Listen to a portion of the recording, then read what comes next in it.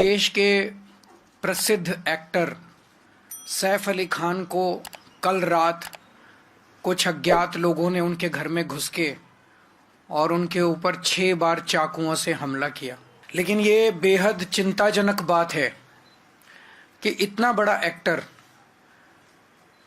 जिसकी सिक्योरिटी हम नहीं समझते कि कोई ऐसे होगी कि कोई खिड़की में से उसके अंदर घर के अंदर घुस गया होगा, इतने ज़्यादा सिक्योर प्लेस में रहने वाले एक्टर के घर के अंदर सोते हुए रात को घर के अंदर घुस के कोई चाकुओं से हमला कर दे, तो ये वहाँ की राज्य सरकार और केंद्र सरकार के ऊपर बहुत बड़े प्रश्न चिन्ह खड़ा करता है।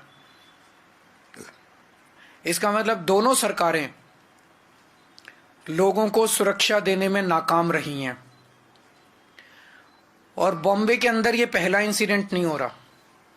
इसके पहले सलमान खान के यहाँ शूट आउट हुआ, बाबा सिद्दीकी का मर्डर कर दिया गया। बाबा सिद्दीकी तो इन्हीं के एनडीए के पार्टनर हैं, उनका मर्डर दिन दहाड़े मर्डर कर दिया गया।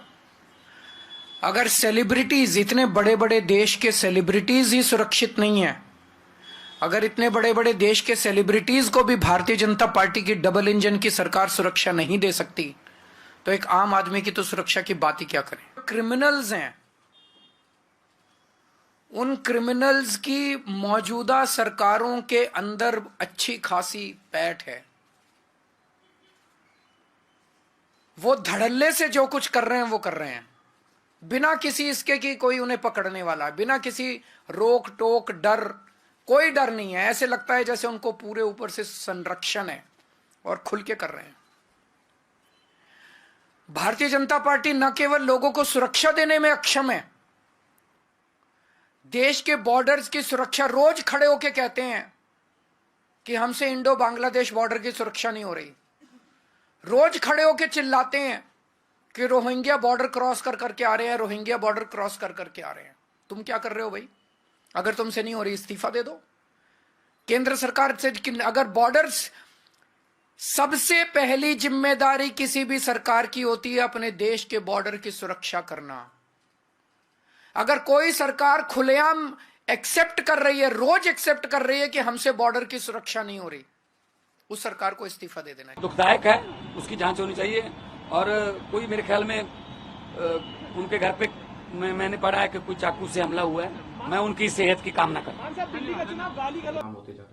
अभिनेता जहां लाखों करोड़ों दिलों पे राज करते हैं, उनकी फैन फॉलोइंग होती है, वहीं भारत सरकार को उनसे बहुत ज्यादा धन इनकम टैक्स में मिलता है, दूसरे टैक्सों में भी मिलता है।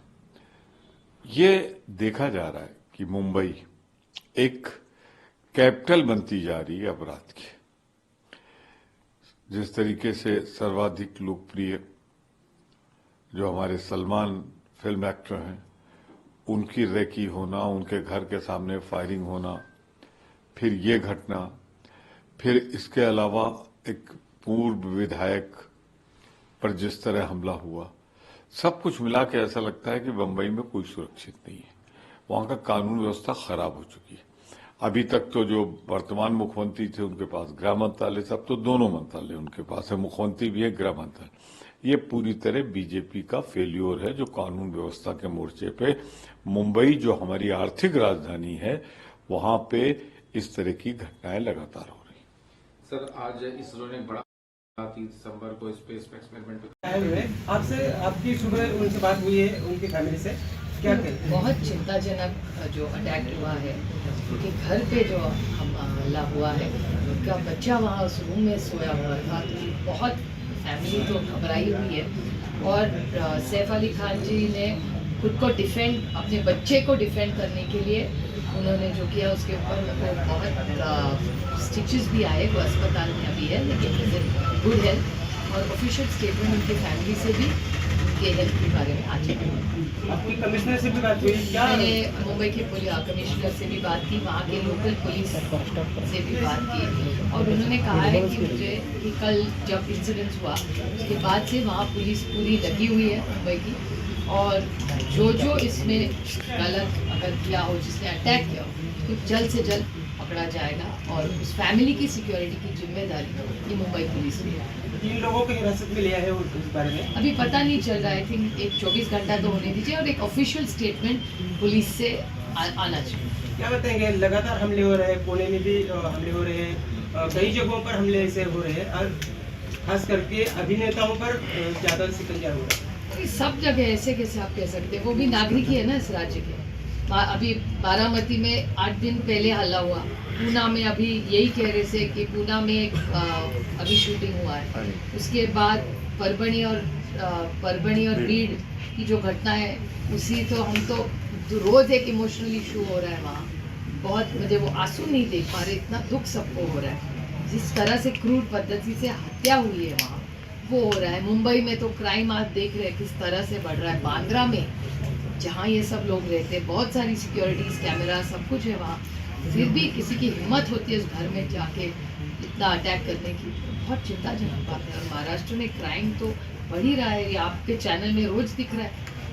सलमान खान को भी लगातार धमकियां दी जा रही है पिछले कई वर्षों से, क्या कनेक्शन हो सकता है? ये तो वक्त ही बताएगा। मेरे ख्याल से सलमान खान जी पे जो अटैक हुआ है, उसके बाद सैफ अली खान जी के घर पे जो अटैक हुआ है और जो हत्या पिछले 1-2 महीने पहले जो हुई थी, उसका कोई लिंक है कि नहीं ये तो वक्त ही बताएगा। मेरे ख्याल से 1-2-4 दिन में पुलिस के यहाँ से हमें रुकना पड़ेगा। अभी तो सैफ अली खान, उनकी बीवी और उनके बच्चों की सुरक्षितता ये हमारे लिए सबसे अभी मायने रखती है। छगन भुजबळ यांची नाराज अजून काय नाही मंत्रिपद में। सैफ अली खान के घर में घुसकर चोरों ने उन पर रात को जानलेवा हमला किया, चाकू से घोंपकर उनको घायल कर दिया, उनको लीलावती अस्पताल में भर्ती किया गया।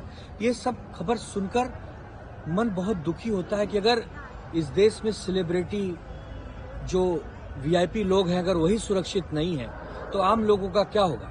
कभी सलमान खान के घर के बाहर फायरिंग हो जाती है, सैफ अली खान को चाकू से घोंप दिया जाता है, बाबा सिद्दीकी की दिन दहाड़े गोली मारकर हत्या कर दी जाती है। लॉ एंड ऑर्डर नाम की कोई चीज बची है महाराष्ट्र में कि नहीं? मुंबई पुलिस हो चाहे महाराष्ट्र पुलिस हो, उनके ऊपर जो गृह मंत्री जी बैठे हैं देवेंद्र फडणवीस जी, उनको संज्ञान लेना चाहिए। उनको अरे हम लोग अगर सुरक्षित ही नहीं रहेंगे मुंबई जैसे शहर में और इतने बड़े बड़े पदों पर बैठे लोग, सैफ अली खान कोई साधारण आम चलते आदमी नहीं है, नवाब पटौदी के खानदान से है, एक फिल्म स्टार है, तो ऐसे लोग भी अगर सुरक्षित नहीं है तो आप बताइए कि आम आदमी का क्या होगा। बहुत ही दुर्भाग्यपूर्ण घटना है। लोग डरे हुए हैं कि अगर सैफ अली खान के घर में चोर घुस के चाकू से हमला कर रहे हैं तो फिर किसी झुग्गी झोपड़ी में घुसकर तो कभी भी किसी को मारा